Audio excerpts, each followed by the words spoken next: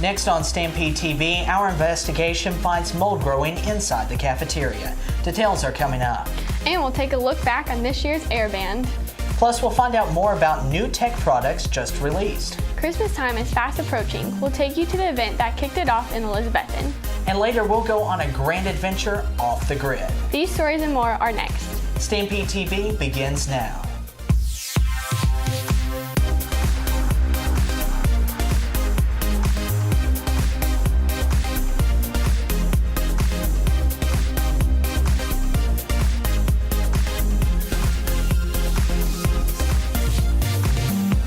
A Stampede TV investigation finds mold growing inside the cafeteria. That mold has now been cleaned. I'm Caleb Perney. And I'm Katelyn Johnson. We have learned that a student told the SGA about the problem last fall, but the CAF managers didn't know until last week. Mold was growing around the ice dispenser of a soda fountain in the cafeteria. The fountain was cleaned as soon as we contacted Mark Henry, Director of Food Services. Henry says he took extra steps to resolve the problem. I had to call Coke, who came out and completely disassembled the machine and sterilized everything. Lab test results have identified the mold as cladosporium. According to the Centers for Disease Control, cladosporium rarely causes illness. It can more often cause problems with asthma and respiratory allergies. Krista Adair first noticed the mold last fall. She alerted Seth Veenbos, who was then a member of the Student Government Association. And I didn't want to make a big fuss about it either, so I thought that that might be the best way to do it through representation of the student body. Veenbos, who no longer attends Milligan, says he remembers adding the mold to a list of student concerns. Now that I'm thinking more about it, I don't think I did talk to Mark Henry about this at all. Because I'm pretty sure that I just talked to one of the CAF workers and I said, like, hey, do you guys clean the soda machine? And they said they usually clean the nozzles at the end of the day. I went through the minutes from each of last year's SGA meetings and found no mention of the mold. Henry says this was the first time he knew about the issue. He says workers will now pay closer attention to the machines to prevent mold from growing again. If we do miss something, I apologize, but we want to make it the best possible place that we can. Henry encourages students to come directly to him if they notice a problem in the future. Caleb Perney, Stampede TV. The Carter County Health Department has given the cafeteria restaurant inspection scores in the mid to upper 90s for the past several years. Their most recent score was a 96 from an inspection taken on October 3rd. A water fountain that was scheduled to be installed over the summer in Webb Hall has been delayed. The energy saving initiative has been cited as a reason for the delay. The water fountain was said to be coming by the start of the school year. Then it was pushed to homecoming. The water fountain still has not been installed. Webb is the only one of 3 high-capacity dorm buildings without a water fountain. Kegley, Quillen, and Williams all have water fountains as well. So the people I had to go to this year were different people about it, but I brought it up to them, and they were frustrated like me, and they said, we're going to get it done. And they notified me, hey, that it's been purchased, all the items for the water fountain's been purchased. I come back August 1st, and the water fountain's still not there. And so school starts to come along, and after a couple weeks, I notified the SGA president at the time, and she said, well, that's funny, we'll get right on that. And sure enough, homecoming came around, had a cross-country meet, came back, no water fountain. We also wanted to know why the water fountain hadn't been put in over the summer, so we got with Ken Broyles at the beginning of the school year, and he said that when they started the Green Initiative thing in the summertime, the water fountain got pushed to the end of their to-do list, and so then they pushed it to getting it done during the school year, and they're looking into all the pipes and everything else in Webb, and so putting in a water fountain isn't as easy as most people think it is. They have to look at the pipes and everything like that to get it done. So it is in the process, and they have all the parts. It just hasn't been put in yet.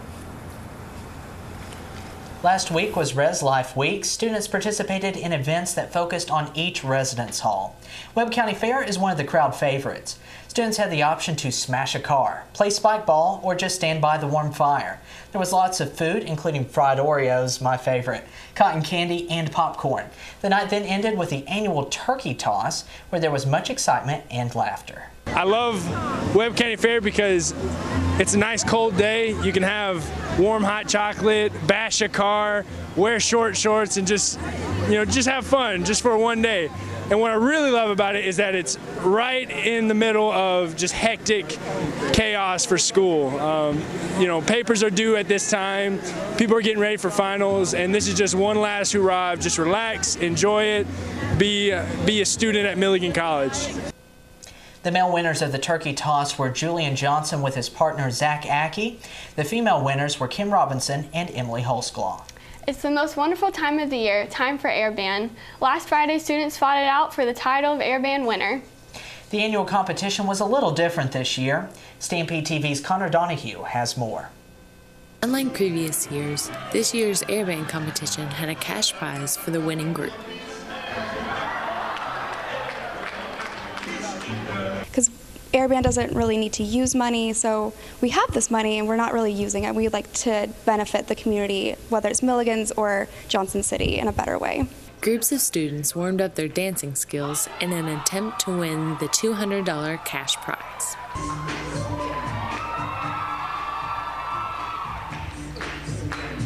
There were a total of 5 bands that participated. Ultimately, it was Aqua Band that took home the first place and the prize.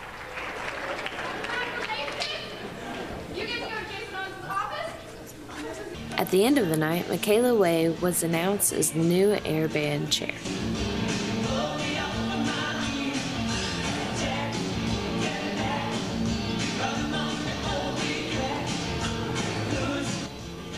This has been Connor Donahue reporting for StampedeTV.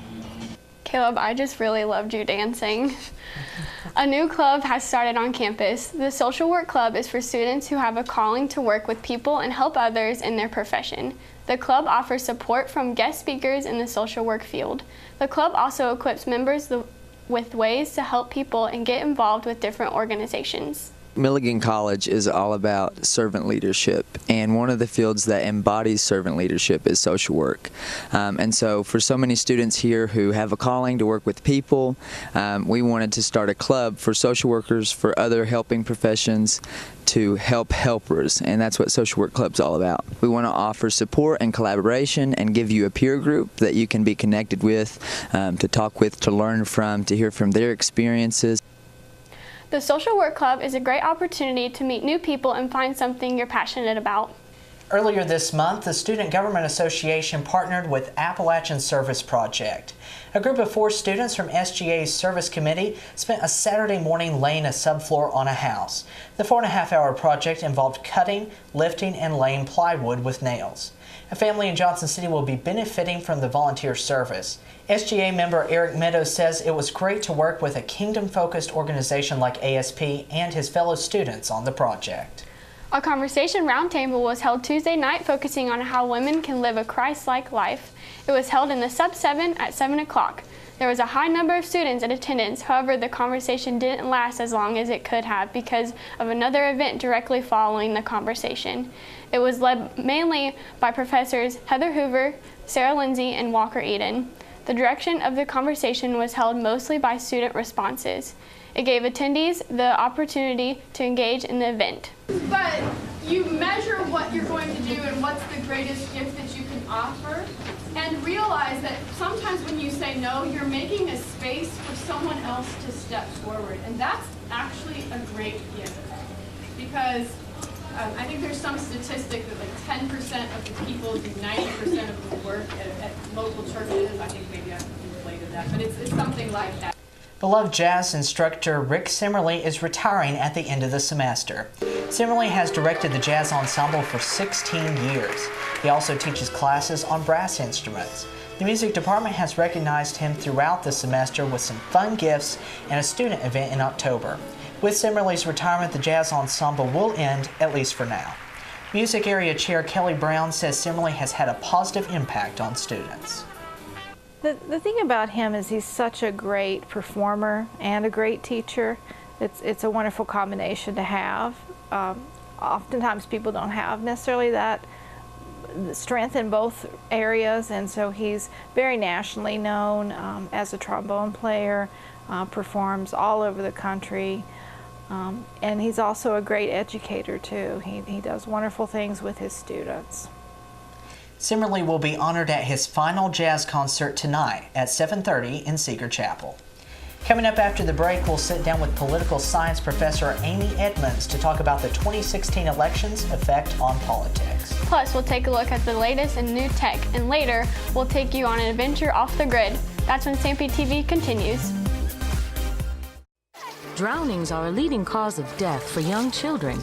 Make sure kids learn how to swim. Always watch them in and around water and properly fence all pools. Simple steps save lives. To learn some new ones, visit poolsafely.gov.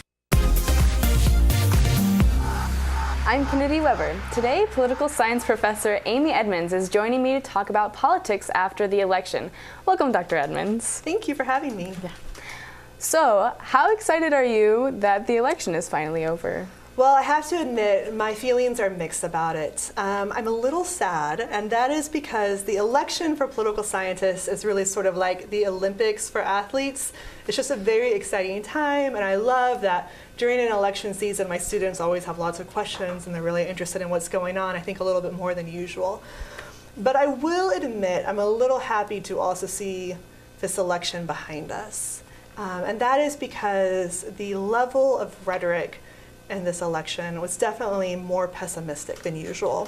They're always somewhat divisive, and candidates always say mean things about each other. But the level of name calling in this election was really quite high, and I found it kind of discouraging and off-putting. So for that reason, I'm also glad it's behind us. Yeah. Do you think that has kind of made people sick of politics then? A little bit. I mean, a number that I was really worried about is the number 57, and that is the voter turnout of eligible voters. So only 57% of people who were eligible to vote did in this election. Yeah. And that's actually down from 2012, which was 58.5%, and that's way down from 2008, where the voter turnout rate was much closer to 60%. Yeah. So I am worried that people have been sort of put off a little bit by this election. Yeah. Do you think that might be because of the nasty rhetoric among people and like different politicians? Yeah, I mean, I think, for better or worse, people tend to focus on the presidential candidates, even though, of course, as we know, there's many other important positions up for the election as well. Most of the focus goes to the presidential candidates. And without a doubt, Donald Trump and Hillary Clinton were both breaking norms of discourse. And I would say not only were the presidential candidates doing that, but to some degree that trickled down to their supporters. And their supporters were then also just saying some really sort of mean and vicious things on social media. There was a lot of attacks on people who they felt like disagreed with them or disagreed with their candidates. So yeah, I think the level of violent rhetoric has drastically increased, and that is problematic for us as a society. Yeah, do you think that since all these people are just being extremely divisive, do you think that this has kind of been caused by a polarization of different parties? We definitely see increasing polarization between Republicans and Democrats. In the last 20 years, we know that Republicans have become more conservative and that Democrats have become more liberal. And not only has there actually been increasing polarization when it comes to policy issues, but there's also been increasing dislike and distrust of people that you see as different than you. And yeah, that has a lot of ramifications for sort of our politics in general, because it makes it a lot harder to compromise. If you see somebody who doesn't hold your political beliefs as not just holding different political beliefs, but as actually being a bad person because they hold those beliefs and therefore untrustworthy, that makes it much harder to compromise. It's much harder for us to get things done, to pass legislation, and to find common solutions to rising problems. Yeah. Why do you think that it's become so polarized? Well, a big answer to that question is actually the media. Because you have so many more different media outlets than you used to, on one hand, that means that people have access to the media like never before, and they have access to smaller stories. It also means they have access to bad media that is only trying to cater to a particular group of people that's not really concerned with the truth, but is only concerned with encouraging a certain viewpoint. And so today, more than ever, it's easier for liberals to only read news with a liberal slant, and it's easier for conservatives to only read news with a conservative slant. And it's making it much harder to find news in the middle. Dr. E, thank you so much for coming today. After the break on Stampede TV, we'll take a look at the latest national headlines, and Brent Doolittle will have details on newly released tech products. That's when Stampede TV continues. America's veterans are on the tour of their lives. At DAV, we're on a mission to help veterans of all generations get the benefits they've earned. Help us support more victories for veterans. Go to DAV.org. President-elect Donald Trump is currently working on his transition into the White House. One of his biggest decisions will be who will serve on his cabinet. Here's a sneak peek at who those people might be. Tonight, concern among some GOP national security specialists that the Trump White House is excluding some of the party's most experienced voices. Utter and complete failure. Among them, Mike Rogers, former House Intel Committee chair and CNN analyst, removed as head of the National Security Transition Team. A list of leading contenders for the most senior posts is now emerging. The next president of the United States, Donald Trump. Former New York City mayor and staunch Trump supporter Rudy Giuliani being considered for Secretary of State. However, though a well-known figure nationally, his foreign policy experience is limited and many of his positions unknown. Plus, his business ties to Qatar and to the Venezuelan-owned oil company Citgo are raising concerns, according to a source familiar with the transition talks.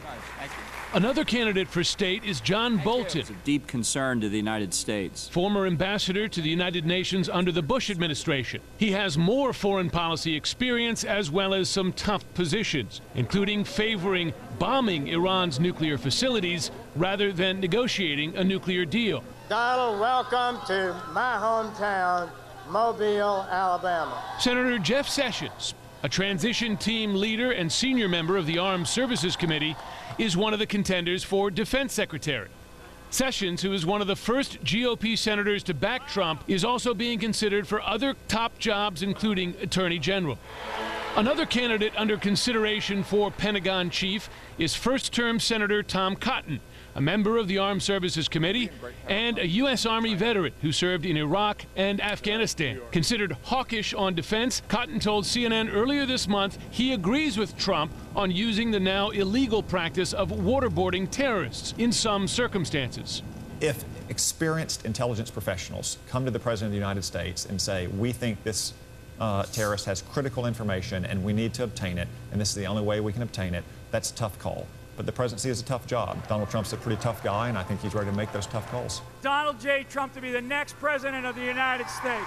Retired General Michael Flynn, who was pushed out as director of the Defense Intelligence Agency, is now in Trump's inner circle of advisors and is being seriously considered for senior posts, including National Security Advisor. Protests continue across the country over the Dakota Access Pipeline. The pipeline would carry oil over 1,100 miles from North Dakota to Illinois. Some of the land the underground pipeline will go through is part of a Native American reservation. The land is used under eminent domain. Members of the affected tribes are protesting, saying the pipeline will affect their water supply and way of life. The Sioux tribe's request for an injunction was denied in September when they sued the U.S. Army Corps of Engineers over the project. Our streets! Our streets! Our streets! Dakota Access Pipeline protesters marched down the streets of Bismarck with their message about the water. We are defending water, a precious commodity, a resource that we can't afford to lose in America or the world. The group was among thousands nationwide protesting outside U.S. Army Corps of Engineers offices for a day of action against the pipeline. Members of Standing Rock were supported by other indigenous nations and groups from all over working to protect the environment. I want to say thank you to all of those who care about the water. It's not an indigenous issue, it's a human issue. It's rights for the farmers, for the ranchers, and for all life to exist on Earth. People of all ages joined the rally, including children and elders. They were met at the office by law enforcement and pipeline supporters who also carried signs and chanted, Leaders of the march made remarks towards those protesting and officers. Sending our voice to the universe to protect the sacred. There were also other demonstrations locally against the pipeline. It seems there's an endless supply of new tech products coming out each year, and companies never cease to amaze us. StampedeTV's Brent Doolittle joins us now with a look at some of this year's biggest products. Brent? 3 of the largest tech giants, Apple, Google, and Microsoft, have announced new lines of products in preparation for the upcoming year. Quarter 4, October through December, is one of the biggest times for new tech announcements. Black Friday is coming up and Christmas is right around the corner, which means, you guessed it, 'tis the season for buying new gadgets and devices. Each year, the biggest announcements are by tech giants Apple, Google, and Microsoft. Google entered the smartphone market this year, announcing its first ever phone at the Made by Google event on October 4th. In the past, Google was associated with the Nexus line of smartphones, although they didn't actually manufacture them. Google plans to fill the gap in the Android smartphone market left by Samsung's recall of the Galaxy Note 7.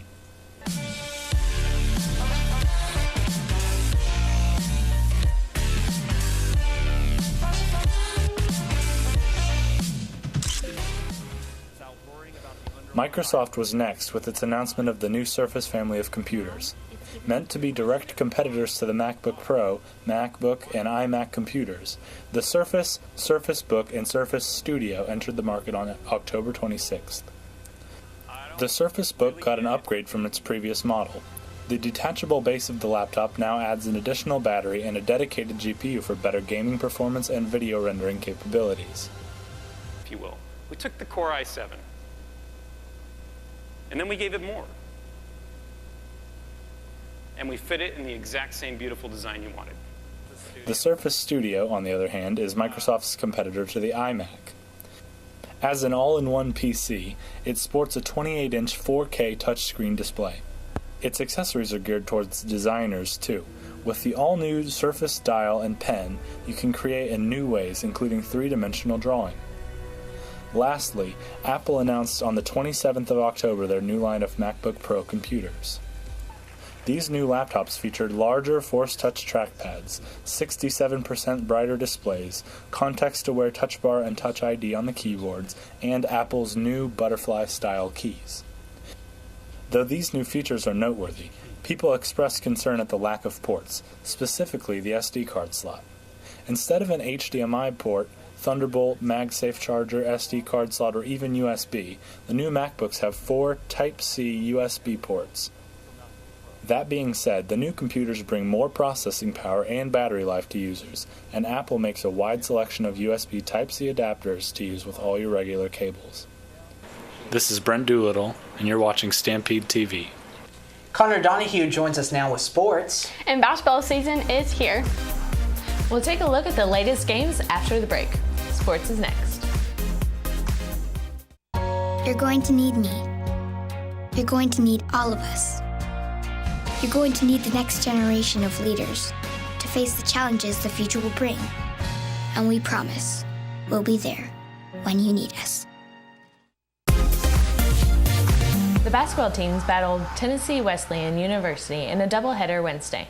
The women played at 5:30 and the men at 7:30. The energy in the fieldhouse was high as the men were trying to follow the women's 87-67 victory in the first game of the night. The Buffs started out a little rusty, and it seemed for a while nothing could go for them. Within the first 10 minutes, Tennessee Wesleyan had already opened up a 28-4 run against the Buffs. Milligan turned the switch and went on an 18-9 run to finish the final 6 minutes of the first half. The second half for Milligan was played similar to the end of the first, with intensity. Unfortunately, the Buffs couldn't come out on top. They lost a tight game. At one point, Milligan made it a 5-point game, but couldn't come back after losing momentum in the final minutes of the game.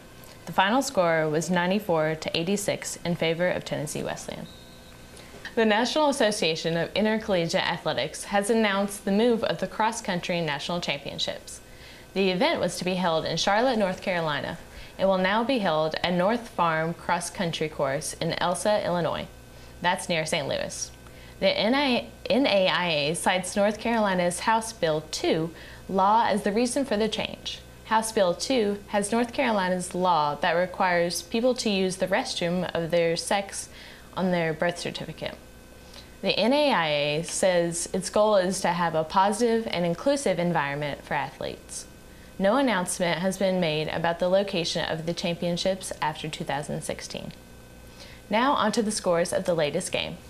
In the AAC Conference Tournament, the women's volleyball team played Bluefield on November 10th and won 3-2. They continued the tournament and played the next day on November 11th, but lost to St. Andrews 1-3. In women's basketball, Milligan triumphed over Bethel on November 11th with the final score of 87-77. The women's basketball team also had a victory over Lourdes the following day on November 12th with a close final of 69-66. The women's and men's cross-country teams traveled to Montreat and Black Mountain, North Carolina on November 5th for the AAC Conference Championship meet. The men won the conference title with 5 runners finishing in the top 5. The women placed second with the support of Hannah Seagrave finishing first place in the 5K race. And that's what's going on in sports. Thanks, Connor. After the break on StampedeTV, we'll go on a grand adventure off the grid. Stay tuned. More Stampede TV after the break. Did you go tanning? You're getting so tan. We need some sun. Protect yourself. Protect your friends. Stop tanning. Learn more at spotskincancer.org. You are watching Katelyn Johnson and Caleb Perney, Connor Donahue with sports, and the rest of the Stampede TV team. The holiday season is officially here. Elizabethton held its annual tree lighting celebration on Tuesday. The Elizabethton Carter County Chamber of Commerce celebrated the start of the holidays by lighting the historic fir tree downtown. Hundreds of people gathered around the tree to drink hot apple cider and spend time with neighbors. Chamber Director Tanya Stevens is excited about the ceremony. She describes the annual tree lighting as a welcome home. We're happy each year to celebrate the community in lighting this Christmas tree. It's become the community's Christmas tree, and it's kind of a welcome home symbol as we've come to find out for a lot of people who are traveling over the holidays. So we realize that it just means a lot to everybody, and we're glad that we're able to do this. 7, 6, 5, 4, 3, 2, 1.